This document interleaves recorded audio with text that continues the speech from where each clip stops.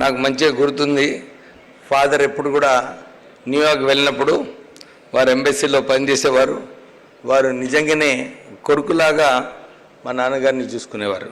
వారికి ఏది అవసరం ఉన్నా కానీ కంపెనీ ఇస్తూ వారికి అక్కడ ఫాదర్కి ఎప్పుడు కూడా వెంకటస్వామి గారికి నాలెడ్జ్ ఎట్లా గెయిన్ చేయాలి, ఏ ఇతర దేశాలలో కూడా ఏం సమస్యలు ఉన్నాయి, ఎట్లా నాలెడ్జ్ పెంచుకోవాలని చెప్పి ఎప్పుడు కూడా వారు అందరితో చర్చించేవారు. నాకు మంచిగా గుర్తుంది.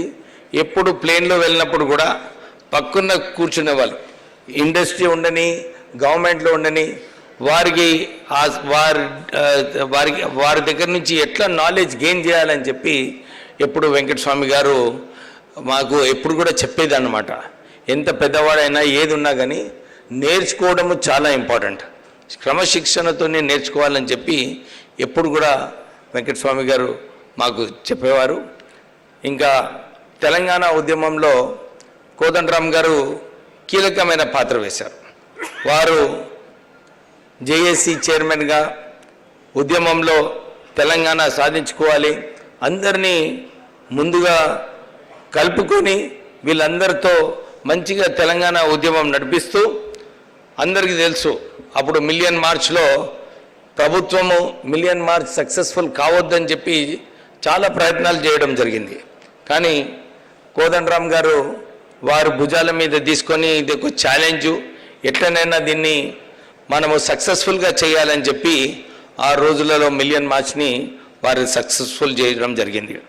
అనేక సార్లు నేను మా ఇంట్లో చూసేవాడిని. వారు, మా నాన్నగారు, ప్రొఫెసర్ జయశంకర్ గారు వాళ్ళందరూ కూడా చర్చించుకునేవారు. ఎట్లా తెలంగాణ సాధించుకోవాలి, ఎట్లనైనా చేసి మనకు తెలంగాణ రావాలని. మా నాన్నగారు ఎప్పుడు నాకు చెప్పేవారు. హాస్పిటల్లో ఉన్నప్పుడు కూడా ఇదే అన్నారు, నాకేం కాదు, మీరేం ఫికర్ చేయకండి, తెలంగాణ చూసే చనిపోతానని చెప్పి ఆ ఆలోచనతోనే వారు ఎప్పుడు పనిచేసేవారు. నాకు కూడా వారి స్ఫూర్తితోనే నేను తెలంగాణ ఉద్యమంలో పనిచేయడం జరిగింది ఎంపీగా. నాకు కూడా అనిపించేది, ఎందుకు ఇంత నమ్మకం ఉంది మా నాన్నగారికి తెలంగాణ ఎట్లైనా వస్తుందని చెప్పి చాలాసార్లు మాకు వారు చెప్పేవారు.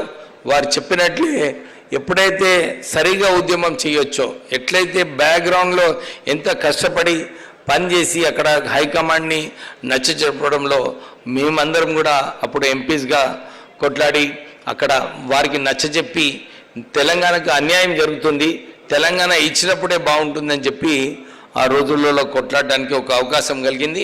కోదండరామ్ గారితో మేము అప్పుడు ఉద్యమంలో అనేక సార్లు అరెస్ట్ కూడా కావడం జరిగింది.